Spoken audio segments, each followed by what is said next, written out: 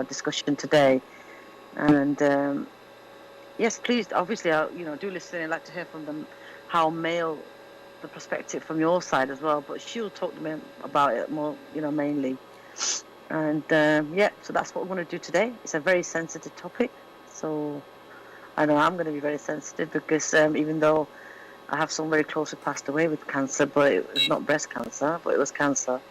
And it's a different thing. But I think we women need to talk about breast cancer. It's very important because we do ignore it, a lot of the symptoms of it.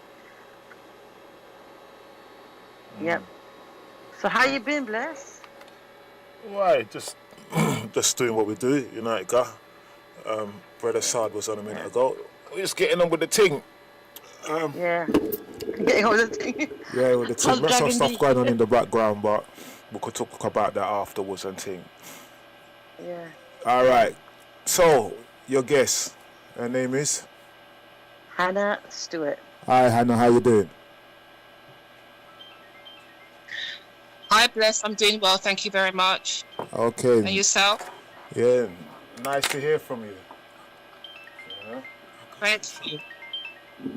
Yeah, nice to hear from you, So, it's not my show, I'm just a guest here, but at least Unityfy can talk to you and let's find out. Yeah, that will happen sometimes. Because sometimes it's the distance you see, so he might just cut off, but he's still there talking. No, I'm listening. Yeah. Go on to Unityfy, your show, we could see what's going on. Let's see where the story starts and stuff.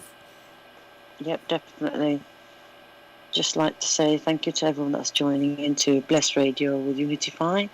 And we have a very, very special guest in today, and her name is Stuart Hanna. And today what she'll be talking about is a very sensitive topic. She'll be talking about alopecia and breast cancer. The live number to call in is 079 444 313 66, 079 444 313 66. Before I do, may I like to call in Yeah. Hanna? Yes, I'm here. Hi, darling. Thank you for coming on. Thank you for coming on to Unityfy today. You're welcome. Thank you for having me. Oh, anytime. Thank you. Right, let's just hear a bit about yourself before we get onto the main two topics that we were going to actually discuss. Okay, my name is Hanna Stuart, and I am a 58-year-old black lady. I am a manager to admin staff, and I work for mental health. Right. May I just say, I'm actually looking at Hanna Stuart.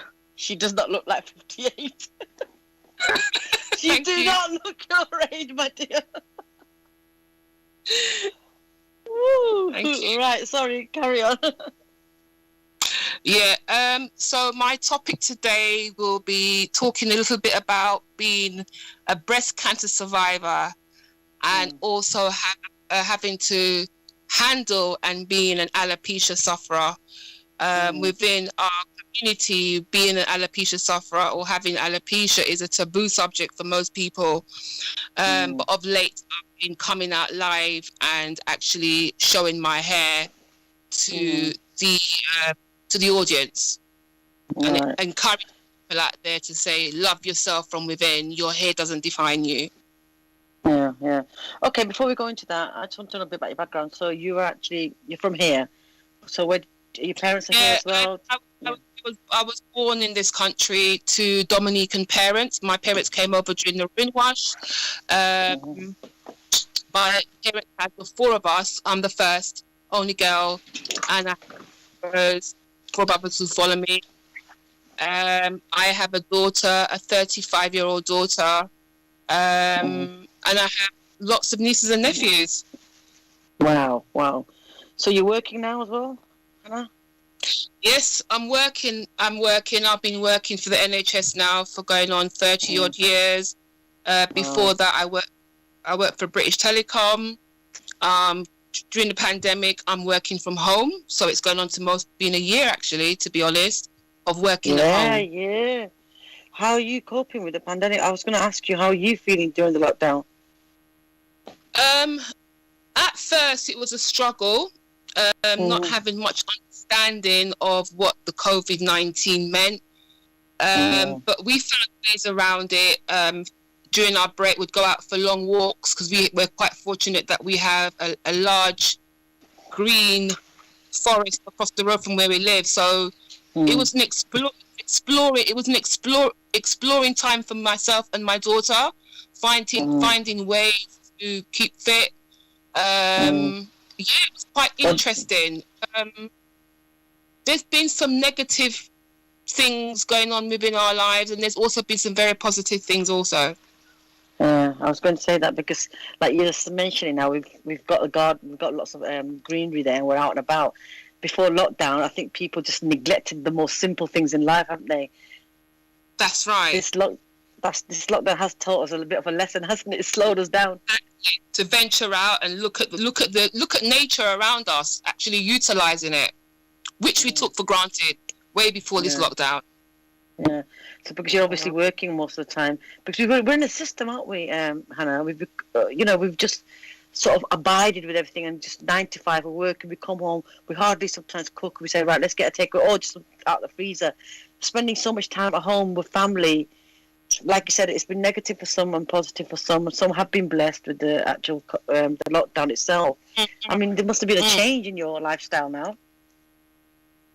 It was a change in my lifestyle in the sense that working from home, having to adjust to making myself comfortable. Obviously, you're sat at the laptop, 7 hours a day. Having somewhere to support your back. It was a great change. It was a great change. They call it. It's what they call the new normal. Yeah, the so-called new normal. But do we? I was talking to someone the other day, and they go to me, "Oh, can't. I just got to get back to the new normal now." The new. I said, I'd like to have the old normal, but slow down a little bit, So I think that's getting back into the new normal. I don't know what that's going to be. That's not going to be as easy as we think it is. No, it's not. Although the country may open up for us to go out there and do what we need to do, fully open by June, we still got to be quite wary about our surroundings. It's about using wisdom in everything that we do in life. So yeah, we just have to be you have this as well. Yeah, because most of the sisters and brothers I've been speaking to, for some reason, they've started to become, I'm not going to say religious, but they've started to have some sort of a strength in their faith. It's given you time to follow the path, whatever your belief. I mean, I'm a born again Christian, and I've found that my faith has grown a lot stronger. My relationship with the Lord has grown a lot stronger. You've got to find something to hold on to, something that you can look up to, something that is going to give you that inner strength on your journey. Yeah. That's true. Absolutely true. Couldn't say it properly. I think a lot of people actually felt this and actually adapted to it. People that were away from something and they were looking, especially they've been alone. Most people have been alone, and very rarely their families together. Definitely. I speak to a lot of people that spend a lot of time on their own, and it's been a trying time for them. There's been hardly anybody to speak to, and we really don't know what's going on with someone's homes unless they tell us. Yeah.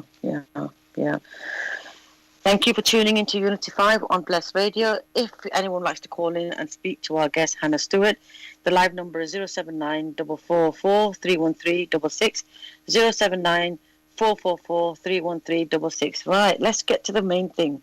Alopecia. Alopecia. That's why I understand where you're coming from. I'm actually opening up today. I usually don't talk about this. Yes, I've had it, and I know everything you're going to say is going to relate to exactly what I know. Right.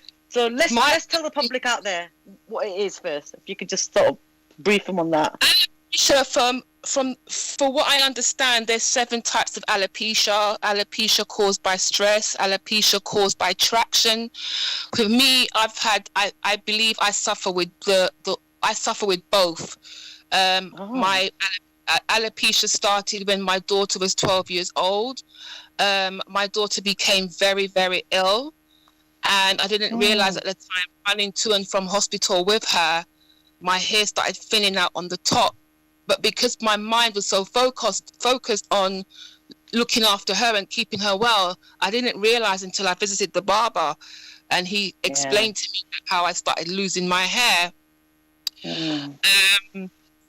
So that's where it started from. You said there's 7 types of alopecia. Yes, there is. There is 7 types. Yeah, 7 types of alopecia. The most common one is where both men and women have that receding hairline. So you find your hairline, everything in front has disappeared, and your hairline kind of starts from the middle of your crown. And that's the most common one for men and women, because alopecia is not just about us females. Men lose their hair too. Unfortunately for the men, they can have their head bald.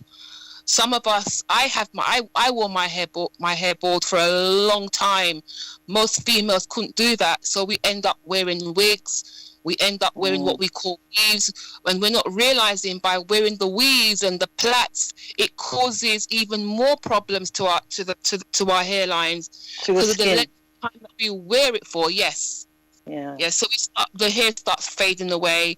My hairdresser, who made me what I call a wig cap, the other day, she showed me in the mirror where my scarring started.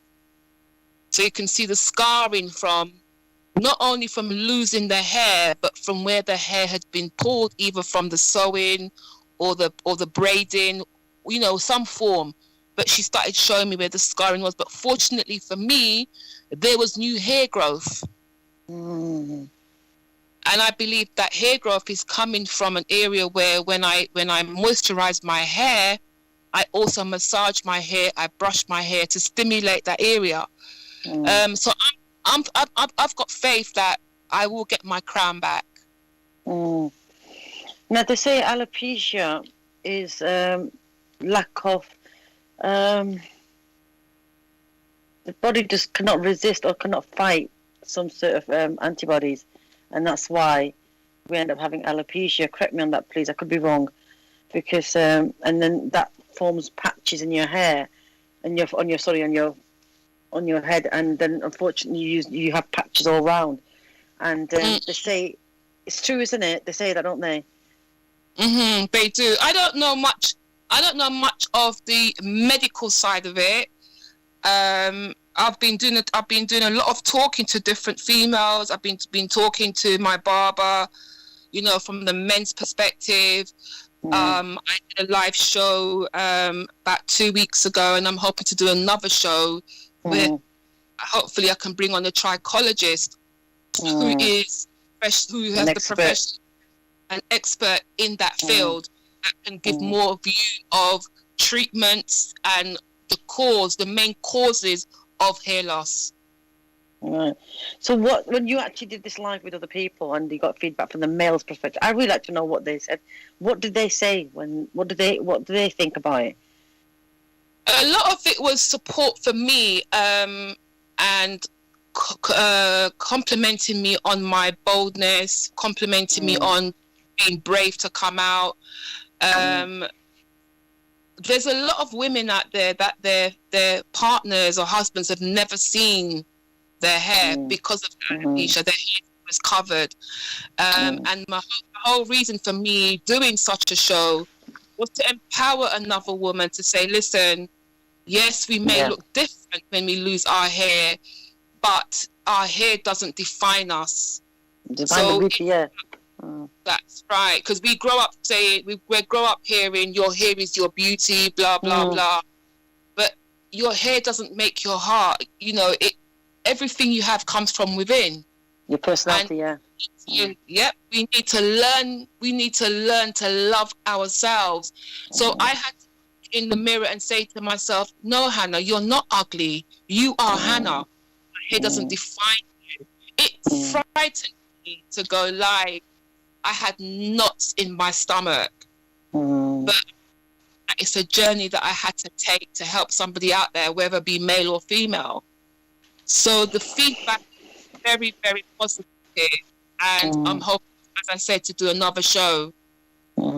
Hannah, I can relate to that because I personally suffered alopecia on a very and the only reason I found out, because obviously this is my natural hair, but when I pulled my hair up in a ponytail, and I usually do, and I put it with a clip, as I was doing that, my friend sitting next to me goes, "What? You've got a patch there?" I said, "Where?"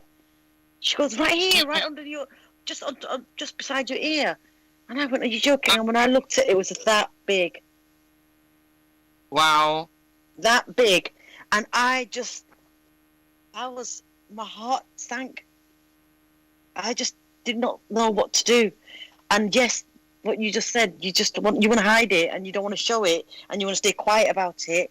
And I don't cover my hair anyway, so I was like, oh God, my hair's always, with the wind, it's all over the place. And what do I do? So I kept it in a ponytail and not all the time. So that I hid that bit there, but I was very conscious. Even though it's not being seen, I was still very conscious of it. So I said, what can I do? Now, I'm the type, and I don't know, this is where I'm going to actually bring in the medication part, is I hate taking medication. I will avoid it to the maximum as I can, especially, like creams and, that you have to put on there. I'll avoid it as much as I can. I like to do more of the herbal and the holistic and the more, that kind of thing. And, but in this case, I said, no, I'm going to try a bit of it. And yes, I had no response whatsoever. So I left it. Then I said, I'm going to do something different. And I'm going to have to say this out to the girls out there. It worked for me. I don't know if it worked for anyone else, but it worked for me. And garlic. I used garlic, raw garlic. Oh, wow. Interesting. It is very interesting because it's cured. It's happened twice to me. First, it happened on my forehead here. And this scared me. I actually started to cry. I said, so I used raw garlic, and I mashed the garlic up, and it became a liquid. But I still had the garlic itself, and I would actually rub it. It's not for everyone, please, but it worked for me. And yes, it stinged a little bit, and I thought, oh my God, I'm going to end up getting red skin, or I'm going to get, it's going to rip up or something like that. And I kept doing it for a few days. And I'm going to tell you this, Hannah. I've got hair growth going within 2 weeks. I'm glad it worked for you. We have to find our own remedies. Garlic is a natural. It's a natural medication anyway, antibiotic. So that's probably what your hair needed. So somebody else tried. I tried several tablets, and never worked for me. Spent lots of tablets didn't work for me. I even had something called electrolysis, where they stimulate the scalp with electric, and still didn't work for me. So I'm just continuing to try natural stuff, natural oils, and see if it comes back. And now see growth. Yeah. Now, let's go to the next step. The other thing I wanted to ask you, obviously, I'm not sure if you're with your partner, and how did your partner feel about this at the time, if you were with anyone? I mean, what was the reaction, when you took the decision that, or when you actually came out and said, you know what, I've got alopecia. But like I said, I didn't tell anyone. I didn't tell only my daughter knew about it, and I kept it quiet. So I'm talking about it now, and you know what? The weird thing is, right, maybe I'm talking about it now because I know it's not there. But I wasn't brave enough to talk about it when it was there. I'm not in a relationship, so the only men that saw my hair were my son-in-law and my brothers. Right. And what was their reaction when, not just being bald, but when you discussed about alopecia? They were supportive. They were very supportive. Very supportive. My one negative experience is when I visited the hairdresser many, many years ago. She was quite busy, so she asked one of her younger women to do my hair. She realized how I could see her in the mirror, and she made up a face. She made up her face. I cringed. Needless to say, I never went back. I broke that relationship. It wasn't my hairdresser's fault, but I didn't feel comfortable enough to go back. When you sit in a barber's chair or a hairdresser's chair, you know, you're opening up yourself to them, your you know, your head to them, so you expect that support, you expect that encouragement, you don't expect to sit in the chair and feel deflated. And that's how I felt when she made up her face. And let's be honest, most of the girls will not go as well for that reason, because they're scared what discrimination they'll face when they have to sit there. And like you said, hairdressers, doctors, nurses, healthcare, we go there, like you said, we open ourselves up. Not just, it's hard to open yourself up, isn't it, Anna? And when you do, you're expecting, like you said, so everything positive and a smile on your face, whether they like it or not. They have to be professional about it. Yes. Wow. Yes, I understand where you're coming from, my dear. So what treatments did you go for? So you just told me that you went through electrolysis as well for your treatment. And then I had electrolysis. I tried several tablets, and nothing really worked. I'm just trying things like black castor oil from the Caribbean right now. Yeah. So when you decided, right, this enough is enough. When was that breaking point for you, Hannah? When you said, right, you know what, I'm gonna just go bold. Roughly about 3 weeks ago. No. No, literally. After so many years. Yes. So how many years did you have that before you decided 3 weeks ago, did you say? 22, 23 years. Hannah, are you serious? Very serious. See the effect it has on women. See, this is exactly my... And I know you're going to relate to me. And it's not fair because we are conditioned to be in a certain way. Because we were having this argument a few weeks ago when we had a guest on. Girls were saying, no, girls want to dress up with... They want to have wigs on, eyelashes on, and they want to put... what do you call it? They actually inject themselves and they give them the plumpy lips and everything. Because they are conditioned by the media in such a way to look and present themselves in such a way. Okay, we all don't do it. Obviously, I'm not into it, but most of the girls are, and they want to be a part of it. And this is why it takes us forever to actually come, be honest, should I say, that, you know, we're not going to pretend no more. 20 odd years. 20 odd years, I covered my hair with weaves, with braiding. The last 3 years, I would say, I was wrapping my hair with, you know, the ethnic cloth. Yeah. And also shaving my hair, so being bald. I believe that shaving helped the hair, the bald patches. I believe that shaving stimulated it, and it helped growth come back. So shaving for me was a very positive thing. I can't say it will help everybody, but it helped me. The type of alopecia that I have, it has helped me. Unfortunately for me, I have what my barber calls a nice shaped head. So I could carry it off. You know? So right now I'm in the stage where my actual hair is growing back. So I'm just watching it to see if I can continue facing the public with what I call a mini afro and having a lower part of the crown in the middle. I mean, that is going to be my biggest challenge.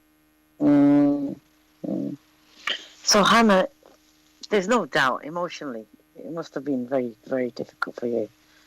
Oh yes, it was very difficult. Even going live at one stage, I did shed a tear, you know, and I shed tears because of all the compliments I was getting and the encouragement, you know, and the empowerment from other people, you know. It just gripped my heart. I felt really emotional, you know, really, really emotional. Right, the question is, when did the penny drop then? What was it that you said to yourself, you know what, that's it. I'm going to go bold, that's it. 3 years, what happened to you 3 years back?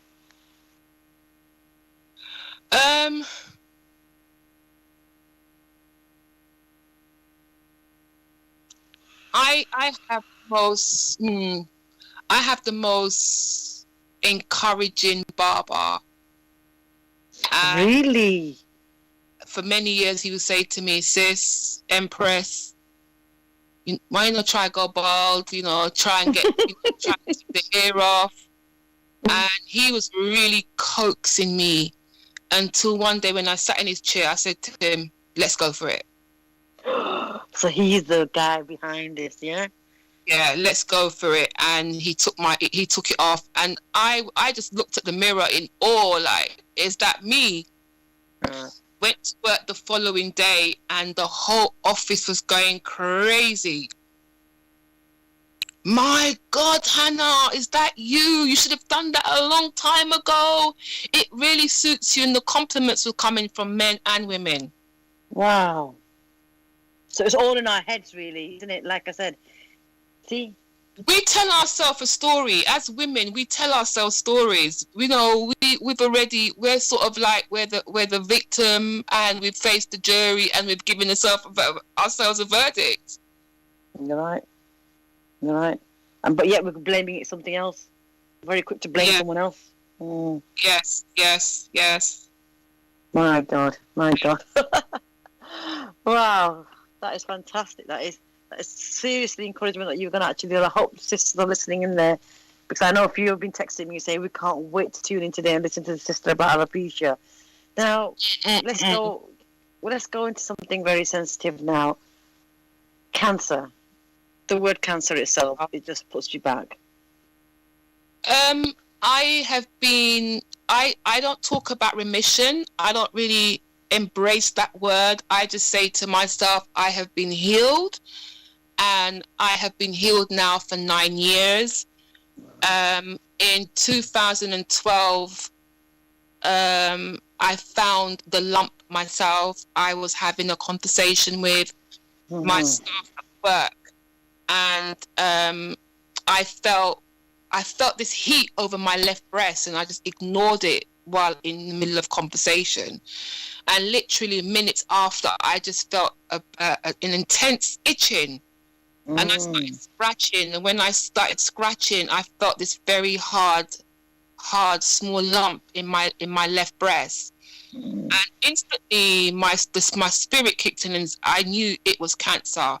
So I excused myself from the conversation, and I went out and I made a call to my GP. Fortunately for me, they were able to fit me in the following morning, and just looking at her face on examination, it answered a question that I'd already told myself. So that's where the journey started. Just for the viewers out there, we just want to just give them. I'm not a medicine, I'm not an expert at this, but breast cancer is like it's a tissue, and it's usually they say check your lumps. The women have to examine their chest and check if they've got any lumps lying, anywhere. And usually, there's a way of doing it. We raise our arms and then we just, check the whole area. And they say it starts with cells in the breast, and then they begin to divide. And unfortunately, they're out of control on certain. But I do know there's a 333 one, which is a very dangerous one, they say. And then you've got the mild ones as you come down. If you get detected earlier, then obviously you can cure them earlier. Now, breast cancer affects a lot of older women, I think, but like we discussed before, Hanna, you and me were saying, cancer nowadays, there is no age limit now. There is no age limit to cancer. Any disease, to be quite honest. Absolutely. And don't want to scare the men out there, but yes, there is cancer with men, but yes, it's very minimum, very little. I mean, probably women are getting it more because, men don't get it that much, but they say the men also have the same breast stimulations in them, because we're all born with that. But the females, obviously, we stimulate it and it goes into breast, whereas they don't. But then we do have man boobs, don't we? Where they have, and they can have breast cancer as well. Now, we're not going to go to the men's side because, like I said, I can't speak for that, and I don't know much about that. But for the female, like you just said to me, that it's you discovered it because you had a lump. Now, the lump can be anywhere, can't it? Because they say there's stages of cancer. There's one gland where actually you produce the milk. And those glands, when they grow, they say that's a serious one. I'm not too sure if that's right. I didn't really do much research into breast cancer, but I was told that the breast cancer that I was diagnosed with is the cancer that most people die with and they don't know they have it. Fortunately for me, I found it on time. It's that slow killing one. So fortunately for me, I found it. I was, it's, to me, it was the Holy Spirit that led me to breast. He alerted me to the lump, and it was found in time. I think I found the lump around August, September. My surgery took place in late November 2012. So when you went to the doctor, they did a mammogram. Did they do that screening thing? When I went, I had a GP appointment. Then she emailed Norfolk Park Hospital and said they would be in touch. And within that same day of going back to work after my GP appointment, I received a telephone call saying, Miss Stuart, can you come in on Monday morning at 9:30 to the Norfolk Park? They told me where to come to. I met the consultant. I sat there thinking all sorts of things. I'm a very strong person, but things going through my mind that how I would never live to see my grandchildren. I won't live to see my daughter grow up. I won't live to see my nieces and nephews grow. The most negative things were going through my mind. And because I'd lost a number of close friends to some form of cancer, breast cancer, cancer of the liver, ovarian cancer. While I was healing from my cancer, I had a friend who I used to visit in the hospice every day who was dying of cancer. So it makes you think, it makes you go back to where you were at the time. So actually seeing her pass away it didn't sit well with me. My first experience of cancer was when I was 9 years old. My grandmother was diagnosed with breast cancer. They removed half her breast because my middle brother was just born at the time, September 1972. So I was around 9 years old, and that's my first experience with cancer. Didn't know what it was, just thought, okay, my grand's breast, she's fine, nothing wrong with her. Later on, you just see that how her arm started swelling up. I forgot the name of the condition where you're left, wherever you've had the cancer. Yeah, it's an inflammatory one, isn't it? That's that one, isn't it? The one, yep, I know that one, yeah. So that was my first experience of breast cancer, and yes, like everybody else, you're told to examine yourself thoroughly as a woman. Lie down, raise your hands, use the tip of your fingers to examine yourself, and that kind of thing. But when you actually go through it yourself, it's different. It's different. Yep, totally different.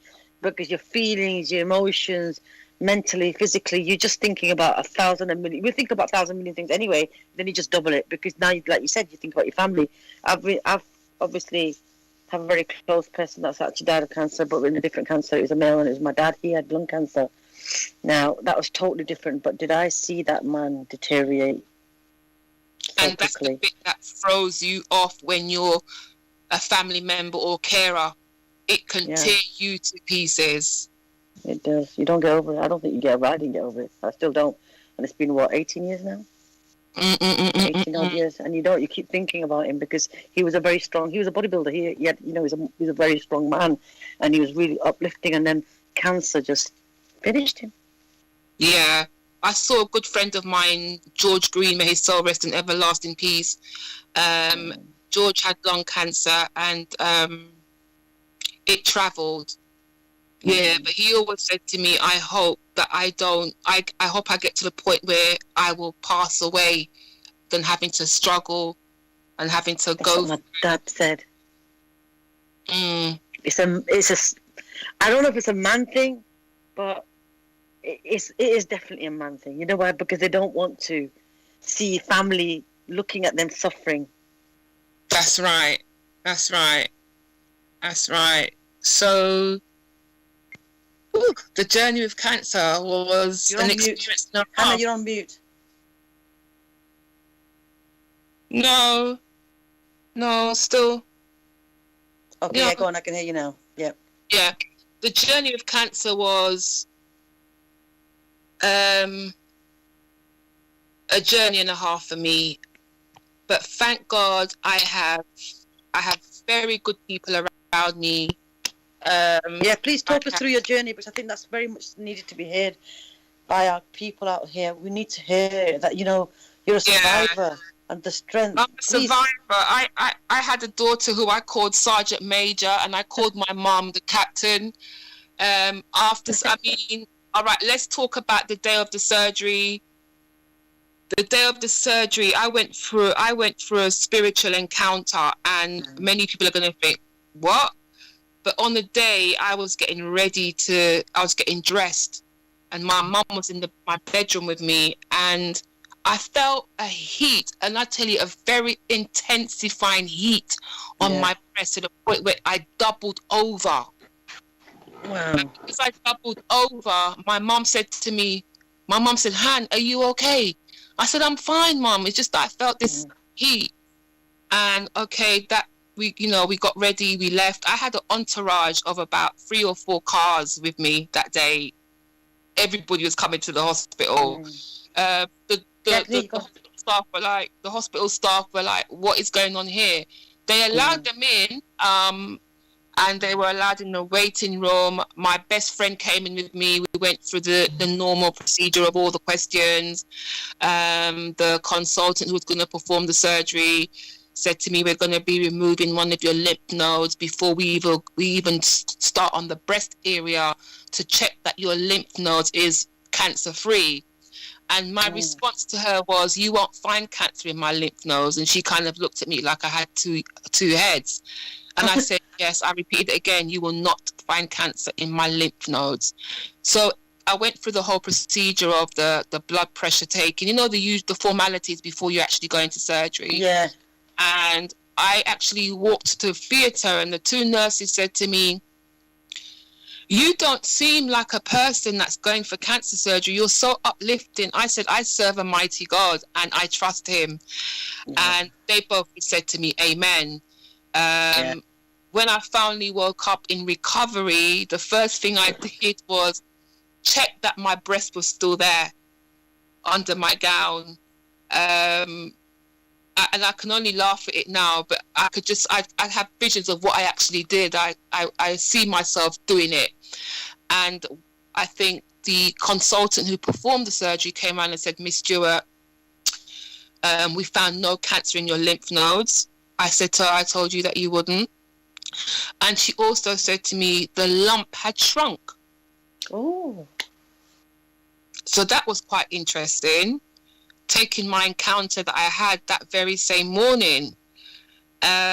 So I was allowed to go back to the ward, and I actually walked back to the ward, and the nurses that was walking with me said to me, Miss Stuart, slow down. You've just had surgery, slow down. But the speed behind my footwork as I was walking back, you would never thought that I'd just been under the needle or under the knife, sorry. And they checked me over, they offered me lunch, and they said to me I could go home. Wow. And I went home that day. I think I was in hospital for a few hours. I went home that day, and by the evening, my house was crowded. Yeah. All my family, those who couldn't fit in my bedroom were sat in the front room downstairs. Mum cooked up a storm and fed everybody. I think everybody was happy I survived. Yeah. It was quite an emotional moment. But for me, what my daughter had to end up doing was get me what I call a support bra, like a sports bra. Because it felt that every time I lay down, it felt like bricks. Okay. So I needed support. And it's because of the surgery, I felt kind of lopsided. So I felt like that for quite a while. Going back for my checkups and so forth, having long discussion about it, they said to me that's the experience that most people go through. So I had the surgery in November, and they programmed me in to start my treatment with I didn't have oh god, the word's gone now. I had radiotherapy. Okay. And I had radiotherapy for, I think, 6 to 8 weeks. Okay. And during that time, it was quite a sore journey in the sense of the radiotherapy. I could see the pigmentation changing in my breast, and there was a lot of sensitivity. And I said to the radiologist, what's the reason behind that? And she said to me, Miss Stuart, radiotherapy may remove the residue of the cancer in your body, but at the same time it places poison in your body, hence the pigmentation change and the pain. But they give you a liquid that you massage on to help ease it off. I felt very, very tired during that time, going up there every day, apart from the weekends. Luckily for me, my daughter drives, so she transported me to and from the hospital. She gave up her career for me to look after me for that length of time, to be honest. So for 5 years, I was kept on their books, still having mammograms. So you radiotherapy and chemotherapy? I just had radiotherapy. Chemotherapy was not needed. Yeah, because I know someone that's going through chemotherapy and she can't handle it. She goes, it's too much. It's too much for the body. Yeah. So how's the process for do you actually it's a specific room that you have, actually you lie down and you get your radiotherapy and it drains you, doesn't it? It does drain you. So you kind of go into this room and they put like a see-through, what I call a see-through slab, and they have to get it accurate. There's a lot of measurements. There's a lot of markings on the breast, so that how not every part of the breast is going to get the radiotherapy. They would only concentrate on the area where it's marked off.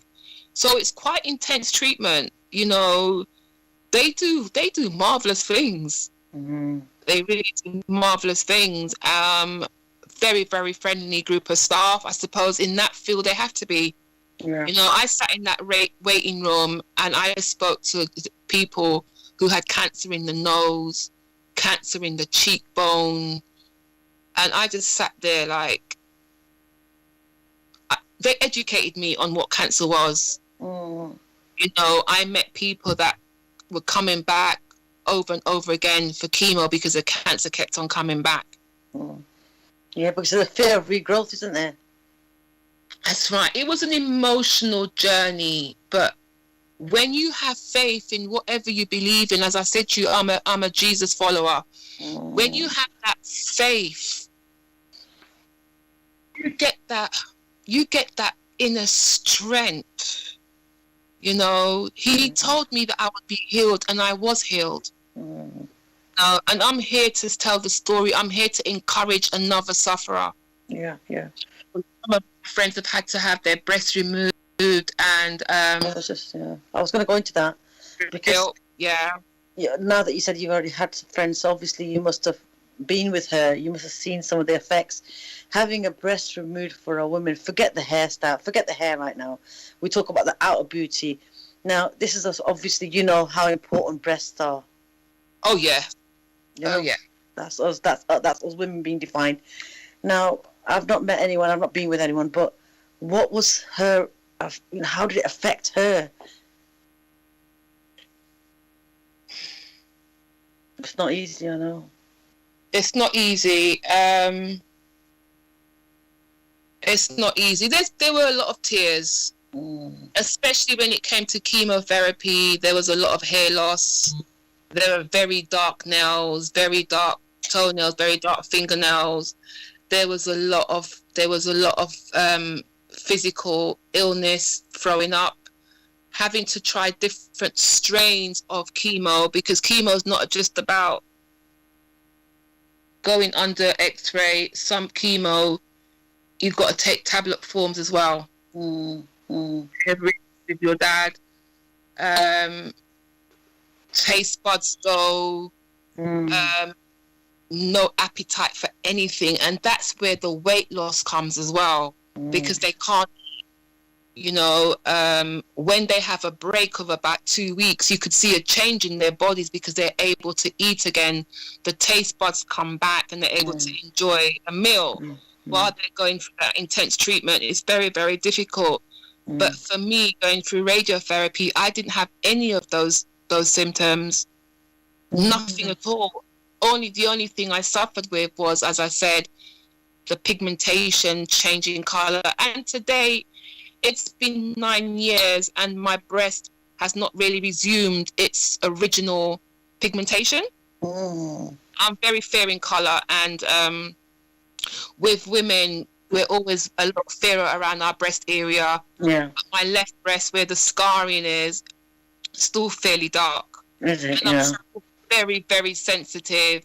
My daughter's godson, I was playing with him a little while ago, excuse me, and by accident he had just pressed on my breast on the plate, and I saw stars. And his grandmother said to me, she said, "Why are you still feeling that pain?" And I said, "I don't know, and I know it's fluid build-up, which I've had, but I don't want it removed anymore. I can't take the pain of going through the needles, pushing in and pulling out the fluid." And I spoke to them about it, and they said to me, "Miss Stuart, unfortunately for you, most women do suffer with sensitivity, and you're one of those women."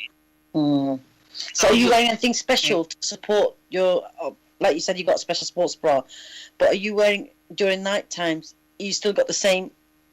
No, this has been 9 years later. I mean, that feeling only lasted for a few months.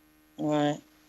And I think once I was healed from within, because obviously they cut your flesh, I think for me, when I was healed from within, that feeling of heaviness subsided. It disappeared. It disappeared. Right. So after your treatment, obviously you took care of yourself. You wore, for your special bras for yourself. Your food intake, when did you get back to the normality of having your normal food? But like you said, you were strong anyway. My food, I'm a person, anybody who knows Hanna Stuart knows I love food. I love food. And to be quite honest, I never stopped eating. But good, that's a good sign. What I did do, I started changing my diet. So my daughter and I started incorporating more greens into my diet. We started changing. So there were times that how we'd go probably meat or chicken free for a couple of days, and we'd balance it. Sometimes we'd have fish, sometimes we'll have meat, sometimes we'll have chicken. So when you've gone through such a journey, you have to sit and ask yourself a question: what can I do to keep myself healthy? True. And as a black woman brought up with Caribbean parents, we tend to use a lot of garlic in our food. I work with a lot of Asian women who introduced me to turmeric. Yeah, turmeric's the best. Yeah, one of my friends, Pervy, she said to me, "Hanna," she bought me this jar of turmeric, which she makes herself. And I started using a lot of that in my seasoning. Yeah. I started using that a lot in my food, and even drinking it. Making a juice with it. To have the turmeric react to what you want it to react to, because it's like antibody. It's like like antibodies we take. Yeah, you need to add black pepper. Okay, that's the key secret for the turmeric to react. Okay, I've noted that. I'm gonna try that one. Yeah. So from then on, I started using turmeric. So yeah, diet had to change for me. But when I go on holiday, I wear bikinis, I wear swimming costumes, I wear my scar with pride. You know, for me, I didn't lose my breast, but I have scars, and I don't hide it. So, but what I have to do is be very careful. Ooh, what happened?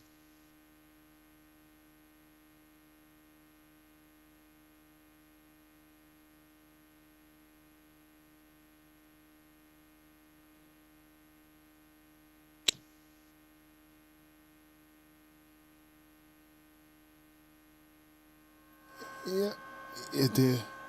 Hi. Hello. Yeah, I can hear you. Hello. Hi, you can hear me? Hello. Yeah, hi. Are you back?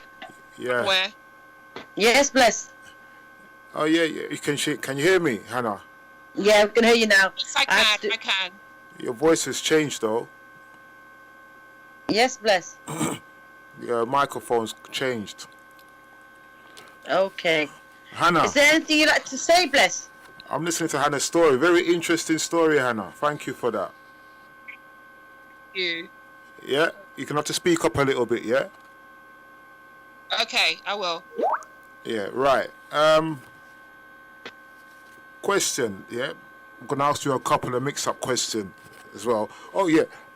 Before I even Yes, go go there. ahead, I'm ready. Right, before I go there, Unityfy. Yes, my dear. I'm going to have to tell you about that thing because you gave everybody... you put the wrong email address on the flyer. It's blessradio.co. On this one? You're texting me. Yeah, it's blessradio1.com. Yeah? Okay, okay, darling. I had someone else do the flyer today. Yeah, no, but I've had people call in the studio and they... One day I get someone to do the flyer and that's what they do. Yeah, I'll do it for you. Anyway, you're both gone a little bit low for some reason. I don't know why. Your levels have dropped a lot, both of you. All right, Hannah, question. Yeah. First question. Nice, simple question. What motivated you the most throughout your whole journey?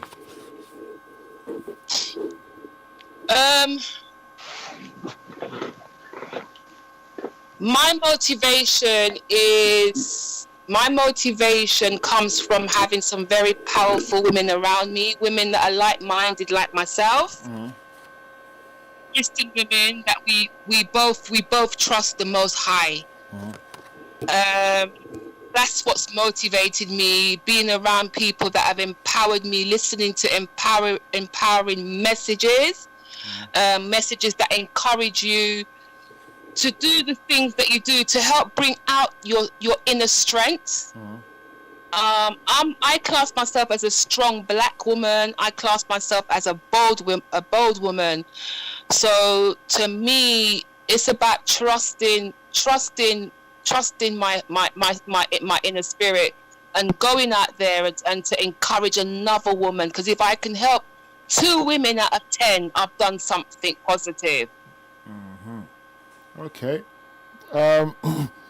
You said this, what I'm telling you now, you said it earlier on in the show, yeah? But I'm going to ask you again for those who didn't hear what she said.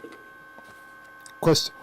What was your very first symptoms that you found to make you realize something was wrong? And the reason why I'm asking you this is because a lot of ladies might not know what to look for, or they might find it and don't realize it's the same thing that you had. So what was the first symptom that you had to identify something wasn't right? As I explained earlier, my symptoms was totally different to what other people go through. I was in the office and I felt a heat on my left breast, and I kind of ignored that heat because it was just focused on one breast. Mm. And then when I ignored it, it came with a severe itchiness. Mm. And it's from scratching the itch, I realized there was a hard lump in my breast. Do you have any idea how you got it in the first place, or it just naturally happened? It just happened on that day. I just felt it on that day. Okay, because a lot of these things are down to the food that we eat. Yeah, as well. Mainly animal products and stuff like that. A lot of tin food, a lot of processed food. These things can contribute to these things happening to women. Yeah, so I'm just putting that out there for you. All right. This is a question. The reason why I'm asking you this question is because a lot of people are afraid of this, or just as a great no-no for some people. Yeah? The chemo thing, a lot of people will not go for chemo. Yeah? Question I ask you is, would you have survived without the chemo? Fortunately for me, I didn't have chemo. I had radiotherapy. Whether I would have survived with it or without it, that's a question I can't really answer. It was a procedure that I was told I had to do, and I followed the advice of the doctors, because as far as I'm concerned, they had my life in their hands. And as you know, I just knew that I was told this is something that I had to do. What I did refuse, what I will say to you, I refused. You have tablets that you need to take for 5 years. Now, the name of the tablets is kind of lost. I can't remember what the name of it was. And I did refuse to take those tablets. Why? Those tablets, the question I asked the doctor was this: would this tablet save my life? And they said no. So I said, well, why should I take it? And these tablets, they bring on the early menopause for a lot of females. Okay. And to be honest, I took it once or twice and I didn't like the way I felt when I took them. So I refused to take it. My GP called me up and said to me one day, Hanna, I realize, or we've noticed that you've not been taking your medication, or you've not been applying for your medication. And I said to her, I don't want to take it. So what she did was, because she cared about my well-being, she called up Norfolk Park Hospital and she spoke to the Macmillan nurse, who in turn called me. So when she called me and she said, Miss Stuart, it's the Macmillan nurse from Norfolk Park, I started laughing to myself, because I knew that wasn't just a coincidental call. It was a call that they had received a message that I'm not taking my meds. And she tried to speak, tried to talk me into it. And I said to her, no. And I asked her that question, will it save my life? And she said, no, it won't. I said, well, I'm not taking it, and no one will force me to take it. I said, I trust God, I trust the Most High, and I believe that how I will survive, and I have survived for 9 years. Wow. Praise God. Yes. That's a good point there, I like that question myself, and I like the answer even better, you know what I mean?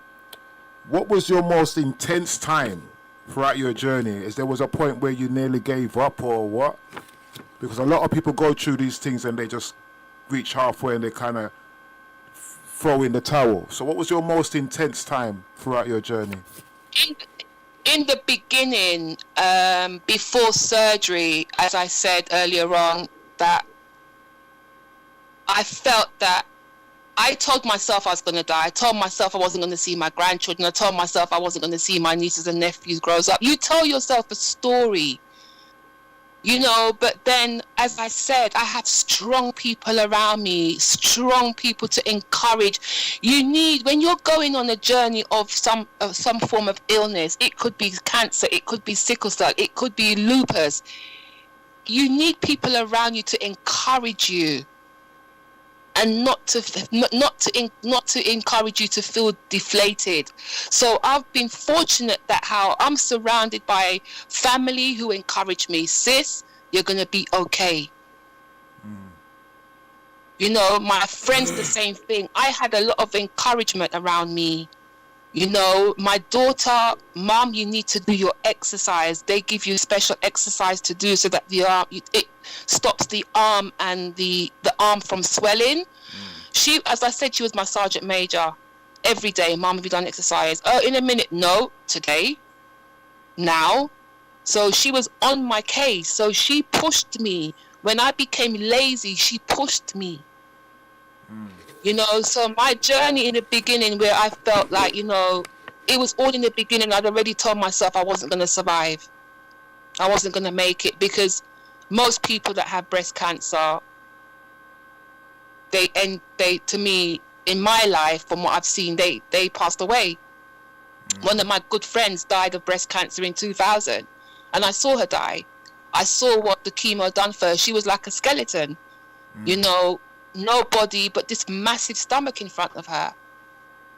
You know, you're just like a skeleton. It's horrible. So when you've experienced that, you tell yourself, well, no, the same thing's going to happen to you.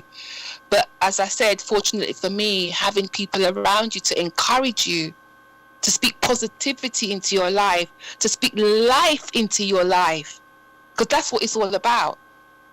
You know, you need to encourage someone with life, that you're going to be okay. You're going to take your next step. It's not your time. And that's what you need around you. Okay. That's good, man. You should be a preacher. Thank you. I've been told. Yeah. You got the lyrics, man. You got the lyrics, you know? All right. Next question. Out of all of this journey now, what was the best time that stood out the most? Where was that point where you, what stood out the most, where you like said, boy, glory to God, or that part there? There's always a joyful part in your journey because you've overcome a lot of stuff. But where was the point where you realized that was like, you know, this is the peak, the time when you said, yeah, thank you? When I left the recovery bed. Why? What happened? I praise God that how I opened my eyes. I praise God that how I still had my breast. Sometimes you go for surgery and they may say to you, oh, we're going to do this and we're going to do that, and somewhere along the line, something may happen where they may have to take off more than they expect. So I had to praise my God that day. I praised him, and as you heard me say earlier on, when I left the recovery bed, it's like I was on the M1 running a marathon, because I was walking back to the ward like nothing happened. To the point where the nurse said to me, Miss Stuart, you need to slow down. You've just had surgery. But the joy of the Lord was in my heart. And I was able to see my family waiting for me in the waiting room. And as I speak to you, I get a bit emotional. All I could do is thank God. Thank him. He saved me for a reason. He saved me, Hanna Stuart, to help somebody else on their journey, whether you're male or female, to say, trust whoever you believe in. Because whatever you're going through, there is always a light at the end of the tunnel. Trust that light and head for that light. Sometimes we go through so much things in life that some of us are in that very, very dark hole, and we cannot find our way out of it. I'm here to say to you, there's a way out.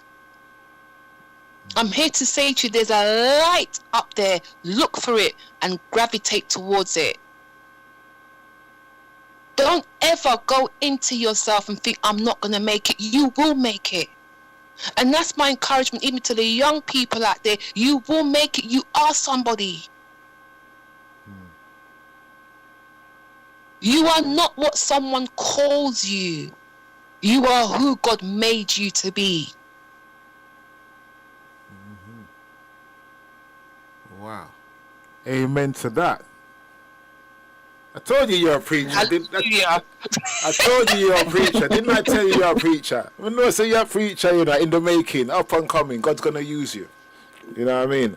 Amen. And he started to do that already. And today's show, I hope there's people out there that will get something from this. Many of us are suffering very different things. Lupus is another thing that affects Asians and black people. You know, some of us go through some horrible things when we, you know what we're going through right now. You know, and we just need to remain positive that we will get out of this. Some will make it, some won't. And it may not even be the illness that you're suffering with that will kill you. It could be something else. Just depression. Exactly. You know, so I'm just here to empower man and woman. Listen, don't stay in that dark hole. That's not your portion. There's a life out there. People are waiting to hear your voice. Use it. Utilize your skills. We are all skilled in different ways. You've got blessed. I assume you're a DJ. You know, you could bring joy to people's lives by playing music. I'm not a DJ. I used to be a DJ. I'm a DJ sometime, but what we do now, like what we're doing with you, this is what I do. Right? I've been doing this since 1995. Yeah. Because like yourself, I went through an experience where I came to a conclusion, and it was shown to me that God is God and man is man. Simple as that. Yes. Yeah? Yes. And when God reveals, I can't say him, it, I say itself. Or when God is revealed to you, no man can't tell you nothing. You know what I mean? No. Because they say in the book that every knee shall bow and every tongue confess. But you won't know this until you encounter God for yourself. Then you'll understand that the Creator that comes before you is so pure and so powerful and so true and so holy that your body cannot stand before this, because you're not worthy to stand before this. Because all what you've done wrong to people and what you've said wrong and all the wrong things you've done is basically there with you, and what's before you, you can't stand in front of that one. That's why every knee shall bow, because it's pure and clean. And if we're not pure and clean, how can you stand in front of love and light? You know? Exactly. Yeah, so this is something like that what started the journey. And obviously we've got some heaven and hell testimonies. One day I will give you a couple of them. You understand? But I understand where you're coming from, but you know what I mean? It's good to know that people can hear your testimony and know, say, well, it's not even just a testimony, it's the real thing, you know? Yes, it's life, it's a life journey. Yeah, so that they don't give up, because a lot of people depend more on the doctors than they do on God. I'm not saying you mustn't depend on the doctors, but some people, if it's a scale, the doctor's way heavier than God. And that's the wrong thing to do. And that's what I've realised a lot of people... I think also Hannah had a very strong will as well, and like she said, she had a good support mechanism behind her. A lot of people I know had less or none really, because I think my dad, he hardly had anyone around. I think that really got to him towards his end time, and I wish, you know, he had his brothers, family around him close by. It may have, I don't know, may have helped him a bit. Unityfy. Love is the most powerful thing. And once you're surrounded by love, there's nothing that can come in that circle that is of any negative. You've always got to be surrounded by love. Listening to your story, it's I know it's going to save a lot more about the people's lives, just by listening to know that greater is the one that's in you than anything outside of yourself. So you have to know yourself, know thyself.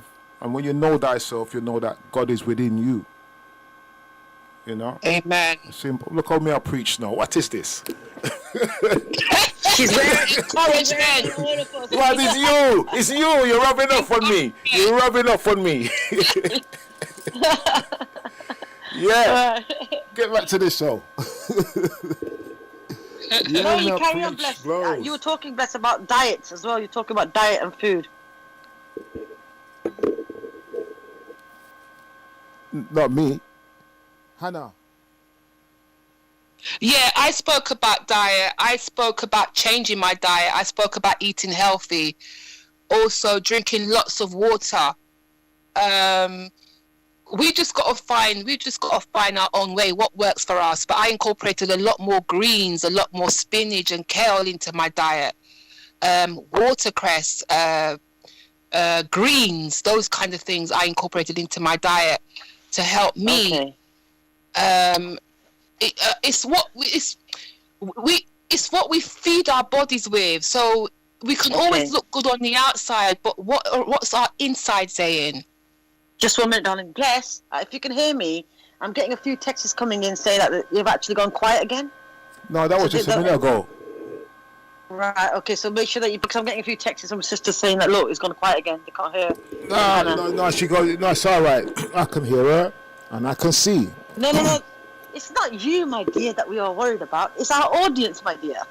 I'm your deer now, yeah? What kind of deer? Reindeer? Can you hear me, Bless? No.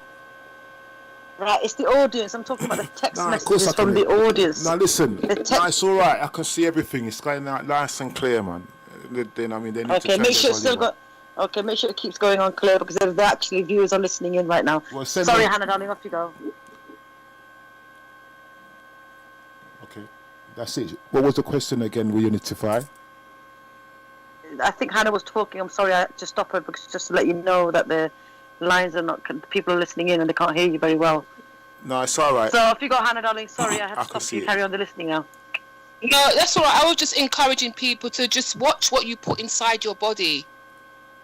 Watch what you put inside your body. You know, I had to incorporate a lot of greens, drink a lot of water, you know, eat diff kind of peas, you know, and exercise. Apparently exercise is supposed to help as well. I'm quite lazy when it comes to exercise, but I found during the pandemic I enjoyed walking. I really enjoyed walking. I'm a driver. I drive everywhere, but I have enjoyed walking. I really have. It made such a difference to my body. And being stuck in the house, working from home, it made such a difference. Yeah, but you get that rest, don't you? Yes, yes. Yes, Bless. Sorry, go on, carry on, Bless. Oh, me? Oh, I was listening. All right, cool. All right. Thank you for the people that called in. Yeah, just in case you've got a question, you can call in on you can get a pen and you can call in or text in on 07944431366. Yeah. So we've asked a lot of questions and things. So, Hannah.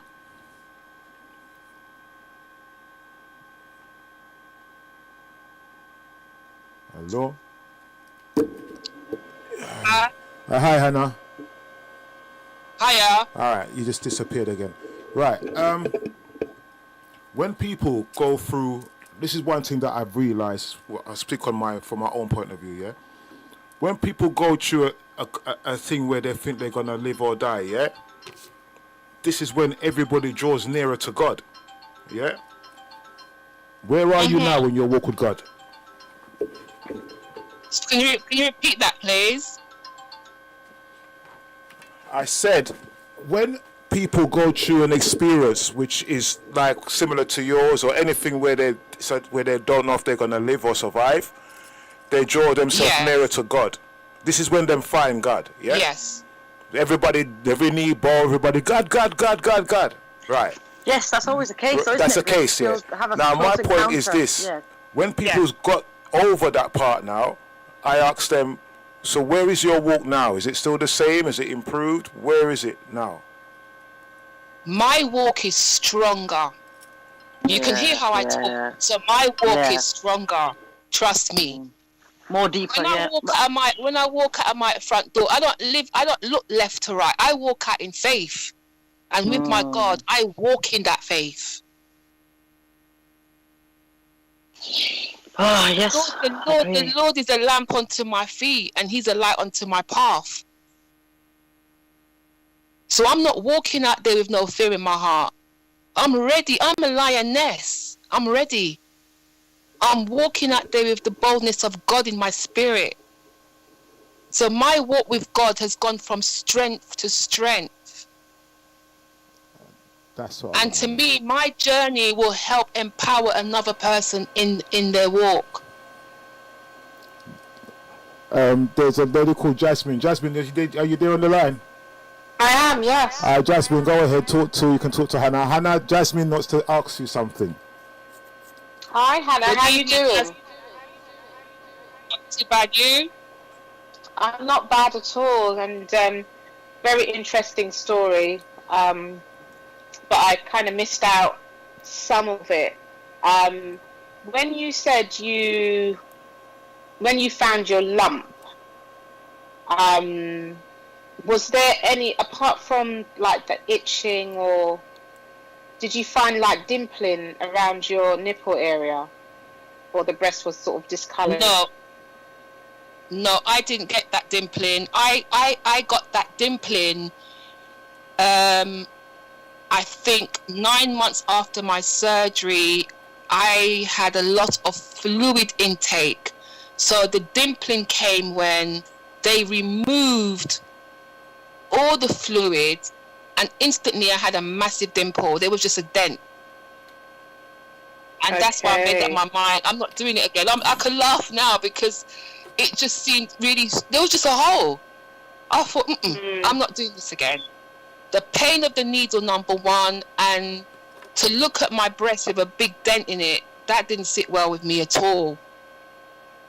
You know, it didn't sit well with me at all. And do you think I look in the mirror every day and I think to myself, it's something I have to live with. Okay. And did you find that you said that you had like even the scar that you have today, is it that we, like most black people, we have like, well, some of us have keloid skin? You're breaking up, Jasmine. I can't hear you. It's okay. I think it's Bless. Bless, can you repeat the question? She's saying that some people have keloid skin. Yeah, some people have keloid skin, and I'm glad you asked that question, Jasmine, because after having surgery, along the scarring, I had raised keloids, and going for radiotherapy flattened the keloids. It used to itch like mad. That's when I found out what keloids really were. But fortunately for me, going through radiotherapy, it flattened the keloids. So now I just have a scar where they cut me and where they stitched. That's the only scarring that I have. So would that be the keloid under the skin then? I've never done any research on it. That's probably what the discomfort was. I do know that the scar, the keloids I had, you could see the lumps along the scar area, and it was very itchy. And I went to the GP, and they said to me, Miss Stuart, most people of colour, they suffer with keloids. And then she gave me this special cream to start rubbing the area where it was, because it was really itchy. The scarring was really itchy. But like I said, once I started radiotherapy, that lumpy part on the scar, on the cut itself, had disappeared,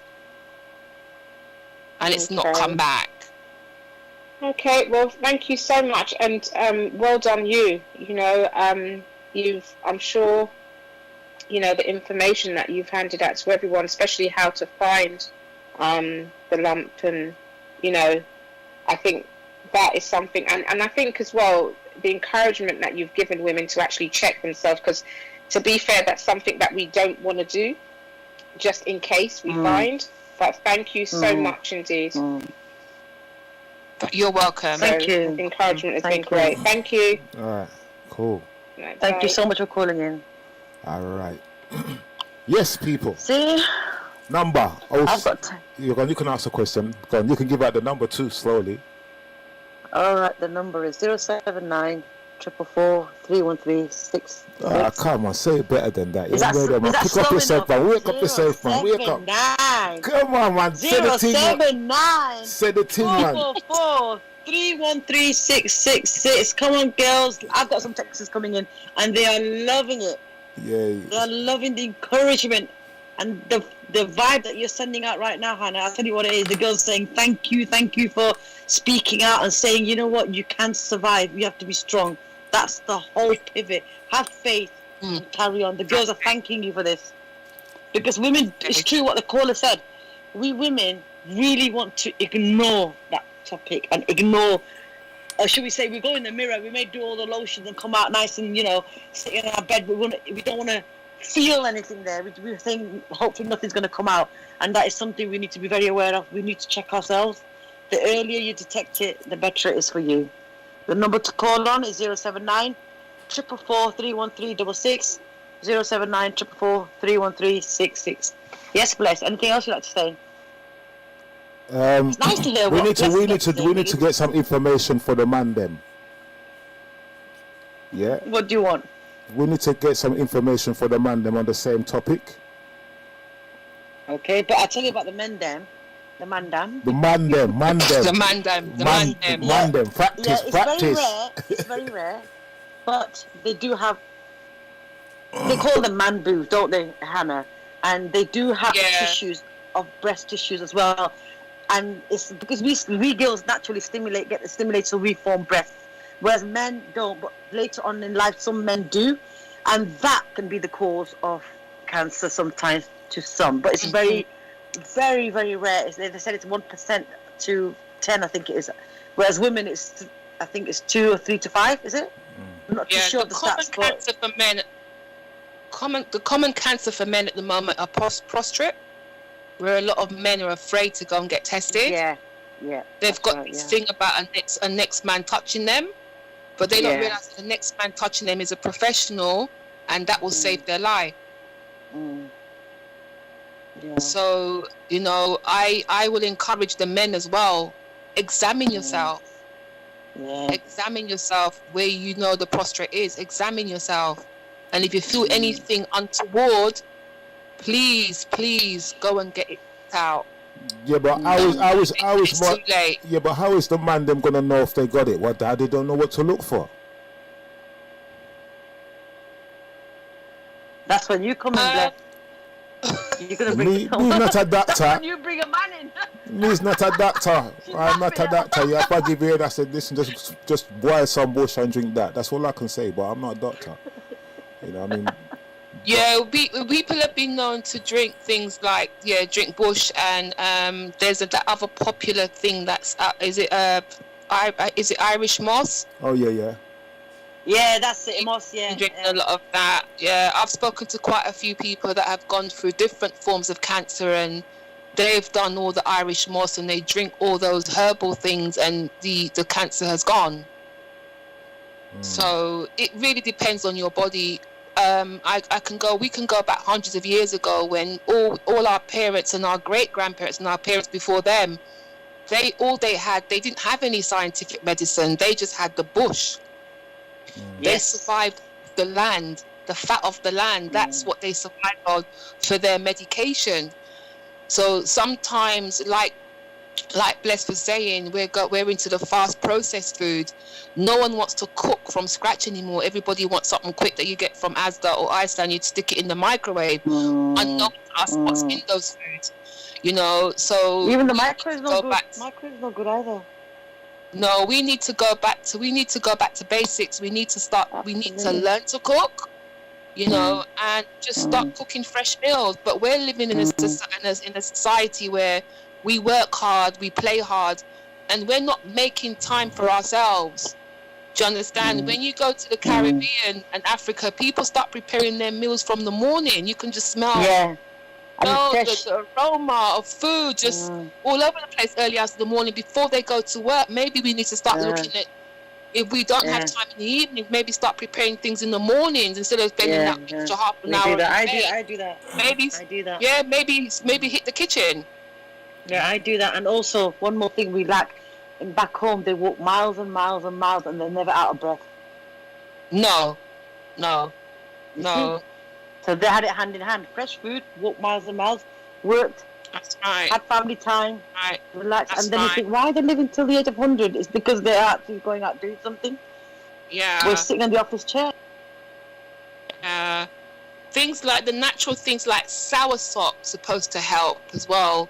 You can make juice of it, and that's supposed to help you. And also kernel seeds.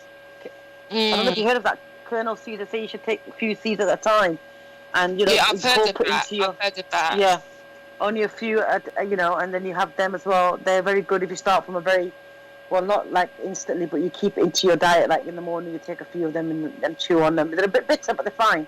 You can. It's not an issue. You've got that. Yes. I have to say this: CBD oil with THC you've got that as well, and Mm-hmm. you mix it with as well. So there's a lot of things there now. Before 10 years back, I think if we go 15 years, there was less awareness of these kind of things, and people were not looking into it. But now there is, and people are being very cautious, aren't they? Yes. Yeah. Yes. Wow. Yes, Bless. Anything else you'd like to say to the sister?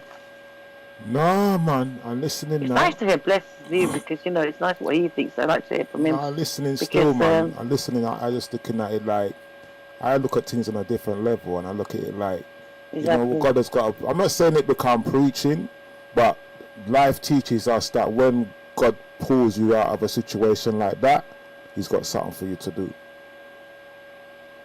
Sorry, Bless, you got cut off there. I said, what life has taught me is that when God brings somebody through a situation like that, that means God's got something for them to do. Yes. Yes. That means basically your life really is not your own anymore, and the one that saved you has got something that needs to be done. And life teaches, life teaches you these things. You know what I mean? So I'll just share that with you. Yeah, you have to work for God now. Yes, definitely.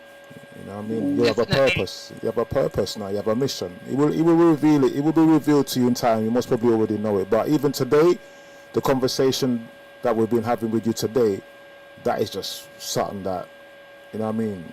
If it wasn't for God pulling you through, you wouldn't be saying these things. And hopefully, I know that these words, what you've been speaking today, will definitely help somebody else. Definitely, without a doubt. Amen. So now you just keep up the work, man, and just keep spreading your message and your testimony and your story, because a lot of people are very frightened of hospital and think that they're going to come out there dead and all these things, and they're not realizing there's also a God still, that is there for you. I'm not pushing everybody into religion, but that God is within you. You know what I mean? Yeah. So why not talk to the God within yourself? You know what I mean? Exactly. And that's where it starts. Some people run into church. Yeah, that's not a bad idea. Some people look up into the sky, but the answer is in you. You know what I mean? That's how I see it anyway. And what people don't realize is that how the church is a building. You are the church. Yes. You are the church. Exactly. You are the church. Yeah. That's the church reality. is just a building for you to fellowship, but you are the church. Yeah, and that's what religion isn't teaching you. You know what I mean? What is it? Yeshua says that if you try to destroy this church, I will build it up in 3 days. He's talking about himself, his body. Exactly. And they did try to destroy it. They did try to destroy it, and he did build it back up in 3 days, according to the book. Yeah. So that was the church he was talking about. And the clues are there. 3 days. And what did he do in 3 days? He's saying everything's connected, but people ain't checking the book the right way. But the book tells different stories, So anyway, you got me preaching, man.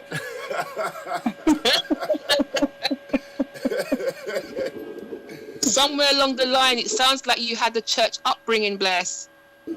Wow, not really. My journey was different. My journey was like, we had about 5 brothers and sisters and all of that. But I was the only one that was interested in the book from an early age. I don't know what it was. I went to a Sunday school one day where the roof was leaking. Back in the day where the roof is always leaking and you drip, drip, drip in a one pail in the corner. Yeah. I went to one of them churches there, and the man with them big old guitar and everybody's playing out of time and out of tune.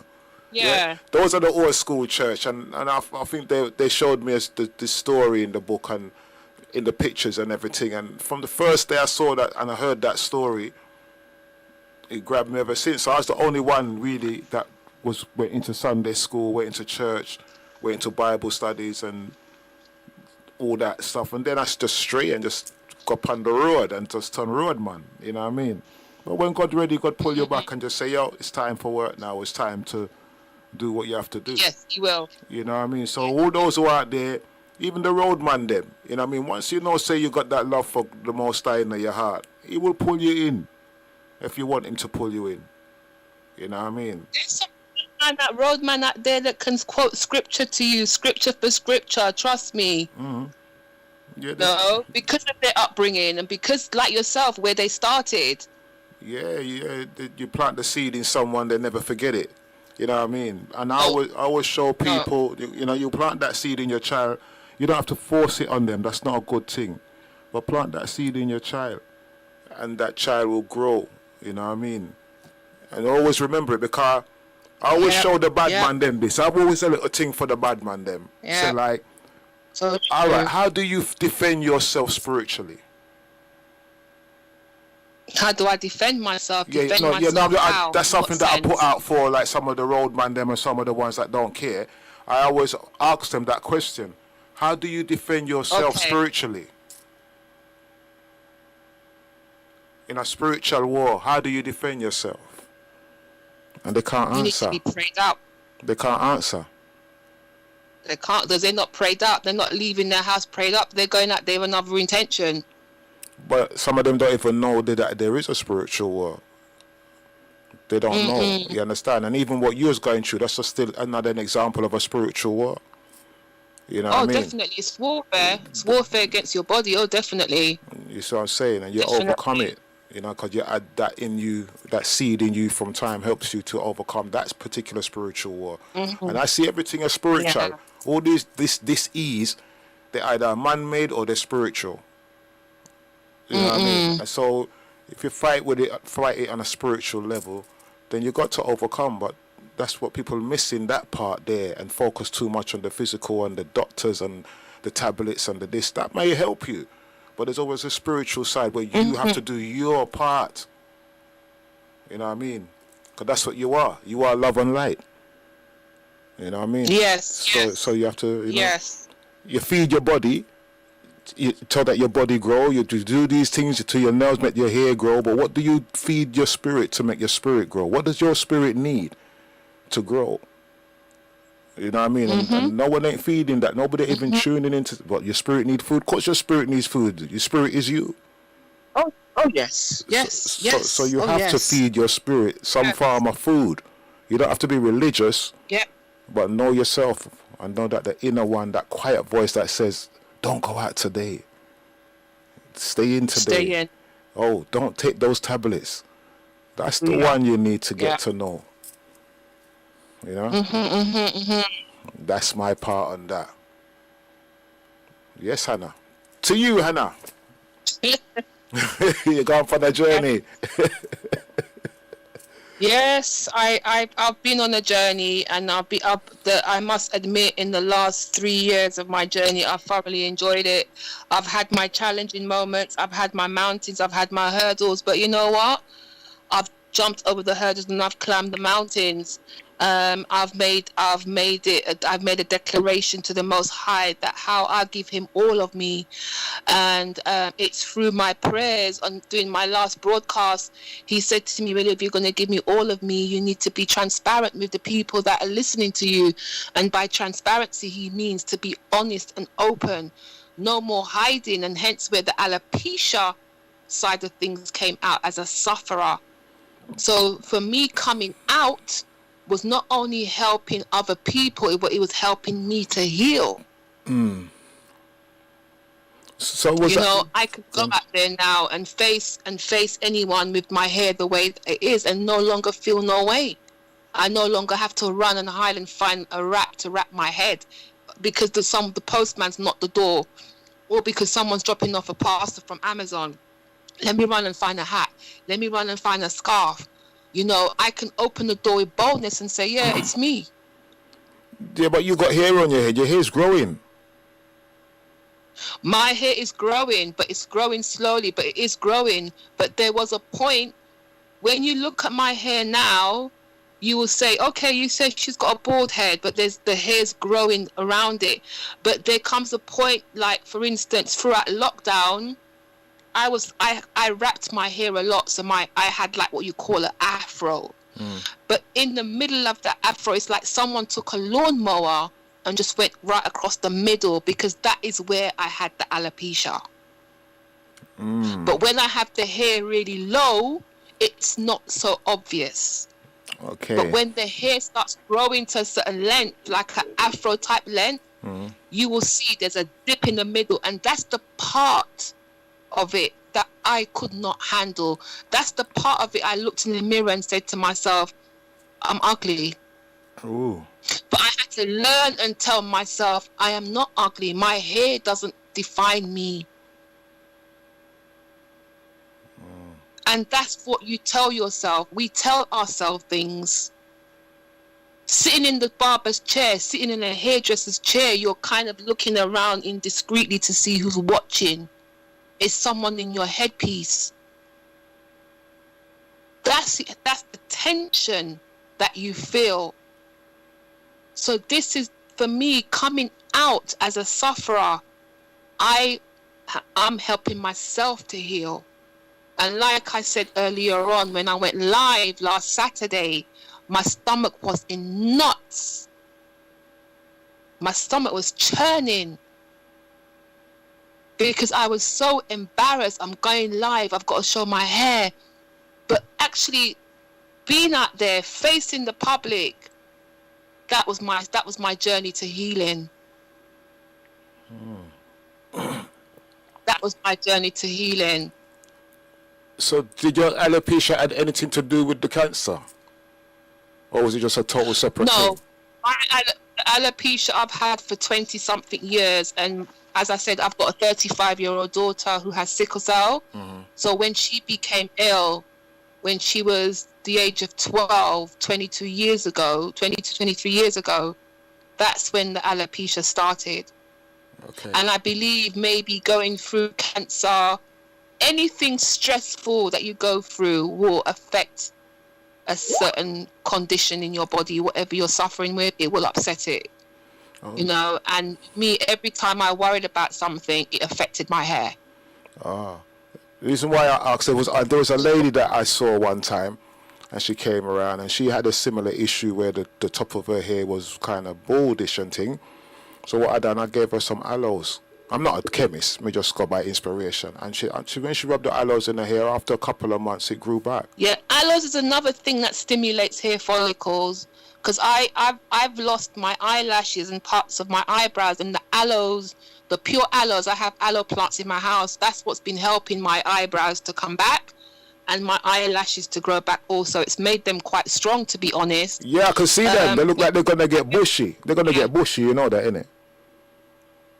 Oh, can you see me, Bless? Yes. Yes. I've been watching you all this time. Why, you think I can't see you? I thought you couldn't see me. Oh my God! Oh, listen to me. How am I gonna? Alright, listen. On nothing. Oh, you see, I'm not talking to a duppy. Remember, if you back it up, I said, oh, your hair's grown. So you never remember. I said your hair's grown. Yeah. But you never clocking it. Oh wow. Oh, welcome to planet Earth, man. Welcome to planet Earth. Yeah, coming on the way you did go. There's a thing on the thing called a camera. You know. Yeah, I've been watching you listen to your preaching and thing. You know what I mean? Wow. They don't listen to me. Stay there. You see when you stay right there? You see when you're lying back right there? They don't look like nothing's wrong with you. I can see your eyebrows. I can see your hair growing. I can see everything. So if you never told me nothing, I wouldn't know, because I've seen a lot of black women out there now with their hair low due to what the wig has done to them. Yeah, they've decided to cut off. So I've seen a lot of black women like that out there, and I admire them for doing that, taking that step. So if you never told me anything about the alopecia or anything, I wouldn't say nothing's wrong with you, because your hair's short. I've seen that enough time, and you got eyebrows. So I wouldn't have known anything different if you never said nothing. Your eyebrows them look bushy. Yeah. Well, they're gonna. Yeah, the aloes has really helped that to grow back, and that's from using it consistently with a little the lash brush with some the black castor oil. Yeah. That's what's helped my eyebrows. This side of my eyelashes, the left side, was very sparse, but using the aloes and the castor oil has helped to strengthen it. With my hair now, it's a different story. I think the hair's been gone for so long that it's growing back, but it will take its time. It's like baby hair trying to come through. it's coming through. I see it. You know what I mean? And I just ask the Most High to bless you that it will come true, man. You'll be all right, man. Maybe the more you talk the truth, the quicker it will grow, innit? Yeah, that's it. And no more hiding. So I'm giving it some fresh air. Yeah, that's a no good thing. more hiding under a scarf or a hat. So yeah, I'm a lot more bolder. So I'm stepping out. I actually went out on Sunday to family, and I came out. I didn't even wrap my hair. I just came out. Went shopping with my daughter. Usually I got a hat on my head or I wrap it. But so yeah, I am beginning to heal. I'm beginning to get stronger in myself regarding my hair. You're beginning to love yourself. Beginning to love myself from inside out, and that's the important part of it, is loving yourself. You know, I think society makes us believe that unless we've got a weave that's long, that's long to our backsides, that how we're not saying anything, but we are saying something. We are beautiful women. You know, like my barber always says, we are empresses. So we've got to start embracing that, you know, that how, back in Africa, a lot of women never had hair. Their hair was either bald or very short. You know, so we've got to embrace that. You know, that is us. That is us. You know, so yeah. Yeah, that's good, man. So, my dear, I'm gonna let Unityfy. You got any more things you like to say? Because I've had a nice conversation with this lady. You know what I mean? Make me want to go to my bed and sleep now. I would just like to say that you're not just brave and beautiful, my dear sister. You've actually got me thinking, and a lot of sisters are texting me as I'm talking to you. You probably heard the word ding, ding, ding, and they can relate to what you're saying, because there are some of the ladies out in their 45s and 50s coming to 55, and they're in that range group, and they're thinking, you know what, we have to face reality, and we have to love ourselves and let go of things that the society wants us to be. So I just want to say, Hannah, I just really want to thank you, because this is the only way forward, Hannah. If we be honest and be real with what we're going through, we have no idea who we will touch. Alopecia, cancer, mental health, domestic violence, you name it, the actual, it goes on and on. We need to open up now. It's for helping all the ladies and brothers out there. It's not just helping the sisters, but brothers too. And we look at Bless, we just spoke to Bless, and even he's mesmerized with what you're saying, because he knows he's not probably heard anyone as open, like a book, like you've been so transparent in your conversation today, whereas he's probably thinking, wow, you know. And I want to bring a man on now and see his point of view, see what we can do for a man now. So it'd be nice to have a man. It would be very interesting, actually. Very so interesting. Bring a man on. Yeah, definitely. I would definitely recommend that. Yeah, but the only thing I've noticed, that I think I'm going to give that to give Bless to do that, because I do try and bring my men brothers and sisters on, but it's my sisters that always are there for me to say, right, let's come and talk. I think we are just like, we just open up, don't we? We just say it as it is. And we're very emotional when it comes to things like that. Yeah, and I think with men, it's still a taboo with men, isn't it? A lot of topics are a taboo. But we as a woman, we need to strengthen our men. Yeah, that's a good thing you said. I need some strengthening myself. For real. Yeah, we need to strengthen our men. You can strengthen the whole world, Bless. Nah, man, I need some strength. You see, you can see there's strengthening, there's physical strength, but there's spiritual strength. And when I say I need strengthening myself, I'm even saying on a spiritual level, I need strengthening. We all need strengthening ourselves. You know what I mean? Well, yeah, man, for real. Because what's going on out there now, a lot of people are asleep and not aware of what's going on out there. You understand? And they're not going to know until it reaches them. And by the time it reaches them, it might be too late. So you better strengthen up yourself. Yeah, so strengthen up yourself. Find out what's going on out there. Don't just sit down and watch television and everything that come before you, you accept it. You go and find out for yourself, and you realize it's time for all the people them to strengthen themselves, not just black people, but all nations, all the people. Every human being. Yeah, if you strengthen up yourself now, sharpen up yourself now, spiritually, mentally, and physically, to be strong in this time that we're living in. It's not a fearful time. It's just a time where we have to be strong, you know. And like, you're one of the examples of somebody. you're an example of somebody who's just showing me that you're a strong black woman. You know what I mean? So I respect that. Yeah. You know, so nice talking to you. And Thank also, you very much. Same, and thank you for having me on. Yeah, you're welcome, man. my dear. You're welcome. Right. Thank you so much for coming on, Hannah. I just want to thank you so much for being transparent and getting us all thinking, really. And yeah, like they say, come and knock on our door again and for a chat. Invite me on and I'll come back on again, definitely. You're welcome, Definitely. anytime. Will you all please send me the recording, please? Yeah, it's gonna be up. It's actually on YouTube now, you know. Yeah. Seriously? Yeah, but not Yes. yeah. You don't worry. Too late to put on makeup now. You're fine. You're looking at you. You're worried now. Now your face is not on YouTube. Don't worry. Just the audio. Yeah, just give you a little heart check. Your heart working fine now, isn't it? Your heart working good, isn't it? Nothing blessed, man. Just fix up, put a little makeup on, put some eye mascara, a little blusher. You understand? My little matte foundation. Yeah, no, that's just all right. You look good. I'm just making sure your heart working fine. You know. Yeah, the heart is clean. The heart is clean. That is, yeah. Yeah, but do you go do you go to any therapy of any kind? No, my therapy is I have counselling with my pastors. I have spiritual counselling with my pastors, and that's, to be honest, that's enough for me, because that's where I want to be. That's to me. Well I just said. want to be wrapped in the Lord's arms. That's where I want to be. You know, that's all I need right now. That's all I read now, and that's why it's very important to be with like-minded people. As I say, iron sharpen iron.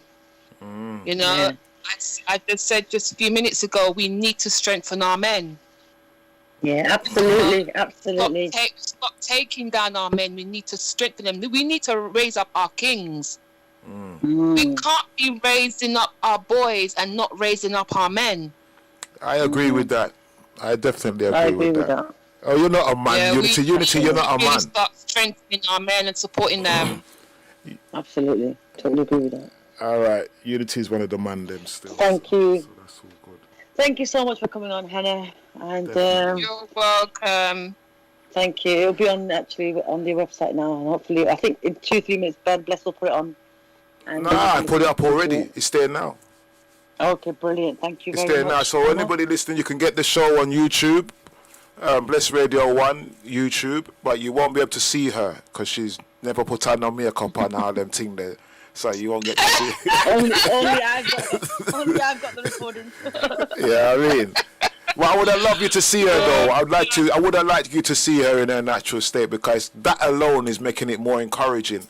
So yeah, Hannah, it's up to you. If you want them to see you, that they can see you. If not, then we don't let them see you. That's up to you.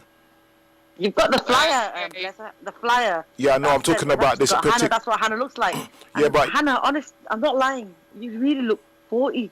You look very, very young. Your skin is beautiful, darling. Looking good. Thank you. I was going to say something, but I don't want to cause any issues. They say black skin don't crack, so yeah. Oh, it's true. I've said it millions of times, darling, so you can just add on to it. It's true. But, you know, it's true. God bless you, and, you know, keep doing what you're doing. Keep encouraging people on your platform, you know, and God's divine blessings over both of you. And thanks for having me on. Thank you very much. I really appreciate it. Yeah, I'd like to hear from you again, man. You're very, very nice to be listening to. Your husband must love you like cook food, innit? You're a wonderful person. Get my contact number. Get my contact from Unity. I'll give it to her. Unityfy. Unityfy, and then we can. So whenever you guys are doing another show, I'm more than happy to come on. Well, if you feel like something, take it as your own show, my darling. Well, give her her own show. Platform. Whenever you want to come on, just give us a call. I will do. I'm gonna be doing my own platform, so I'll keep you guys posted. I'm gonna be doing another Zoom live. Yeah. I'm planning to Zoom live regarding alopecia. I'll invite you both on. I'll send you all the information and the link. Thank you. Thank you, dear. That would be nice, man. Okay. Once again, thank you. Take care. All right. Take care. You too, darling. Bye. God bless you. Bye. Right. Bless. Right. Unityfy. Right, yes, my dear Bless. We've got little girls from Shanika and Jasmine all the way from America coming on.